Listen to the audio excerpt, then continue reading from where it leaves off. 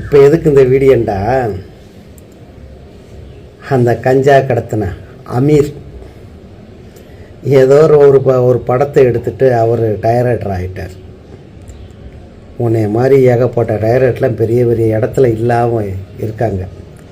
நீ ஒரு படத்தை எடுத்துகிட்டு உன்னை டைரக்டர்னு உனக்கு பட்டம் கொடுத்து உனக்கு மரியாதை கொடுத்து உன்னை மக்கள் சந்தித்து நல்லா பேசிட்டு வராங்கன்னா அந்த மரியாதையை காப்பாற்றிக்கிறணும். அமீர் அவர்கள் ஏன் காப்பாற்ற தெரியலை? உங்களை ஒருத்த ஆளுக்கு பிடிக்கலைன்னு சொன்னால் அவங்கள மரியாதையாக பேச கற்றுக்கணும்.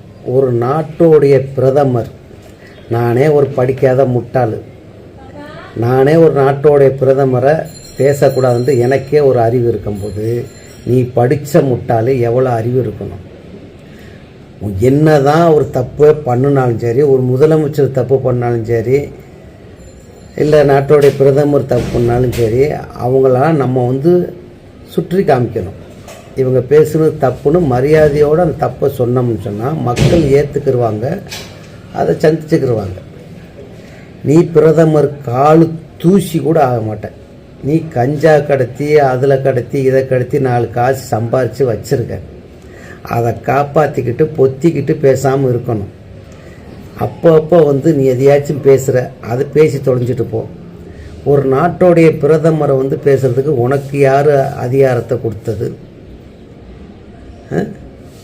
அவன் இவன்னு பேசுகிறதுக்கு உனக்கு யார் அதிகாரத்தை கொடுத்தான்? நம்ம 2 பேரும் பேசிக்கலாம். நானா நீ ஒரு வெட்டி பையன், நான் ஒரு வெட்டி பையன், நம்ம 2 பேரும் பேசிக்கலாம். நாட்டோடைய பிரதமர் மக்கள் பார்த்து தேர்ந்தெடுத்த ஒரு நாட்டோடைய பிரதமரை இவ்வளோ தரக்குறைவாக பேசுகிறேன்டா. அப்போ உனக்கு எப்படி மக்கள் உனக்கு ஆதரவு கொடுப்பாங்க? உன்னை எப்படி மதிப்பாங்க? நல்ல மரியாதையாக இருக்கும்போது அதை கெடுத்துக்கிறக்கூடாது. அவங்கவுங்க அந்த மரியாதையை காப்பாற்றிக்கணும். இப்போ கொஞ்ச நாளைக்கு முன்னாடி ராலன்ஸ் நடிகர், அவருக்கு மக்கள் எவ்வளோ செல்வாக்கு இருந்துச்சு, எவ்வளோ ஒரு மரியாதை வச்சுருந்தார்.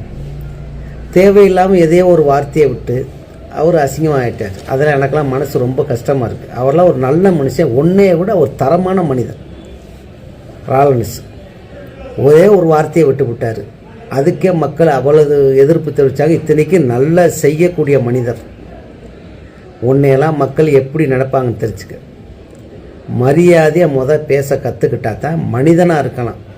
வெளியில் நீ 1000 பேசலாம், யாரை மரியாதையாக பேசணும்? என்னைய மரியாதையெல்லாம் பேசலாம், இன்னும் ரோட்டில் போகிறவன மரியாதையெல்லாம் கூட பேசலாம்.